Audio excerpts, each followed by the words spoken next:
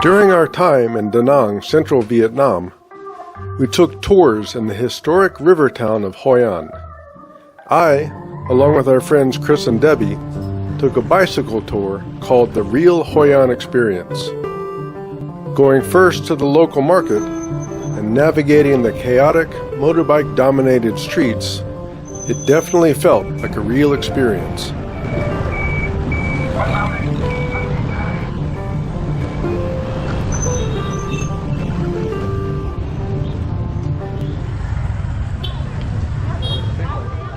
Stocked with seafood,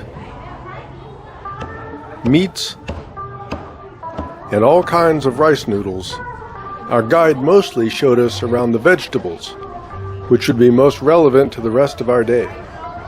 She also picked up some fresh tropical fruits. Moving on, leaving the market was just as authentic as entering it.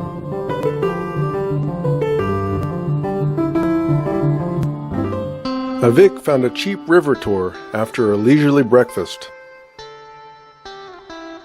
$20 US, and she was the only passenger.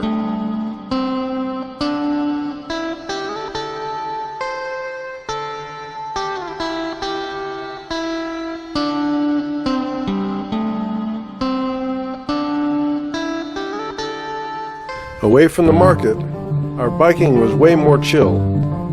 Jaywalking chickens aside.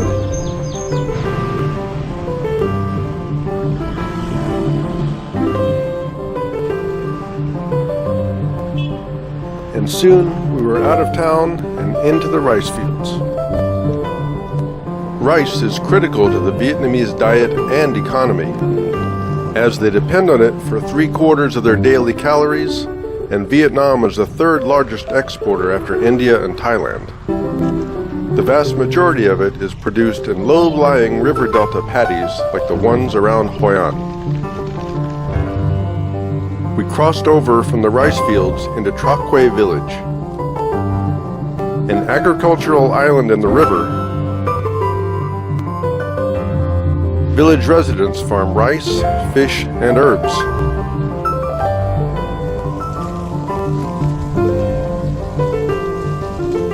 And in recent years have leveraged Hoi An's popularity to add tourism to their economy.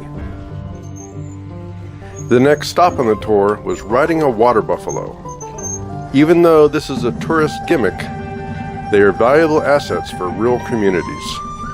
Native to Southeast Asia, buffalo have been domesticated for over 3,000 years, and they're still a source of milk and heavy labor.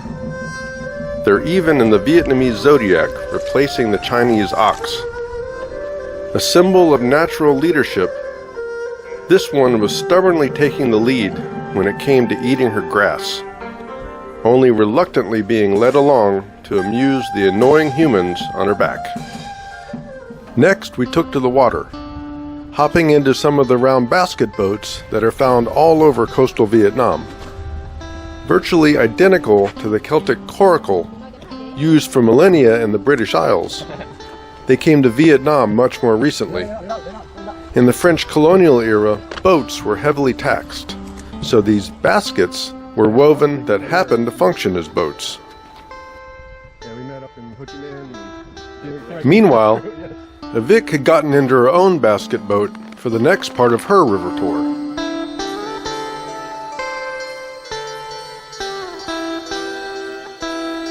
Our first question was, how do you row a circular boat in a straight line? Easier said than done for sure, but our pilot paddled arcs in front that pulled the boat forward. Our boats, and Avic's, pulled up to the nipa palms that lined the swampy shore, and our pilot cut off a sample of the woody fruit. The same kind of palm that we saw a few months before in the Philippines. Then we headed back to where we left our bikes.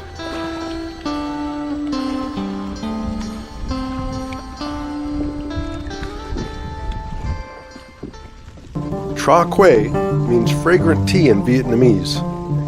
and the village is named for the mix of fragrant herbs that are grown in the many farms. Tra Quay Water Wheel is a family-run farm and food tour operation.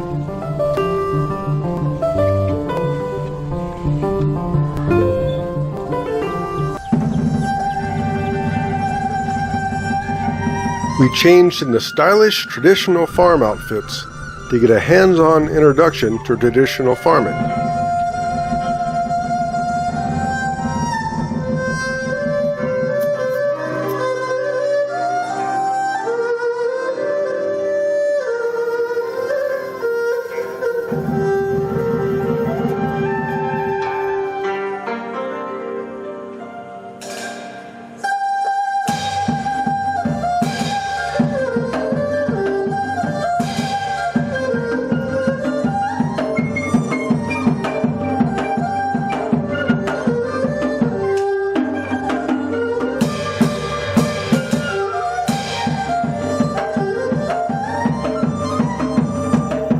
Last but not least, watering.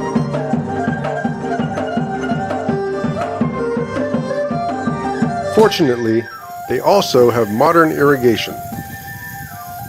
Next, we had a 100-year-old grinding stone, rice, and water. Rice flour is a major component of Vietnamese cooking. Noodles, breads, and desserts are all made from rice flour.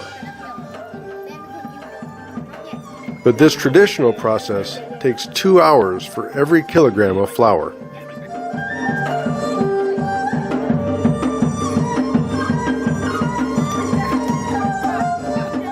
We took this flour and water mixture and, using a clay and brick wood stove, made rice paper.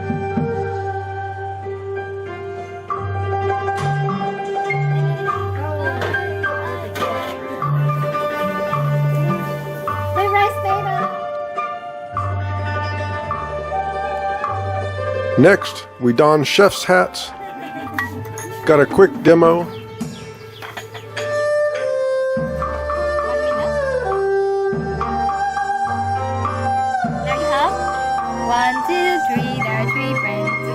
and made some 3 friend spring rolls.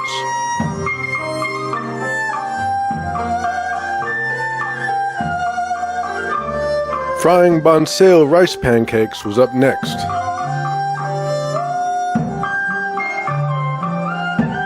Then lunch. In addition to what we made, we had a wonderful fish dish, some fresh juices, and the fruit we bought earlier at the market. At the end, we received menus for what we cooked. Avic's $20 river tour was under 3 hours long. Ours was $39, and including the bike ride back took about 7 hours. Both were a great value depending on what you want. For more information on our Tra Quay Water Wheel Tour, check the link in the video description. Our exploration of Vietnam continues, so don't forget to hit like, subscribe, and the bell.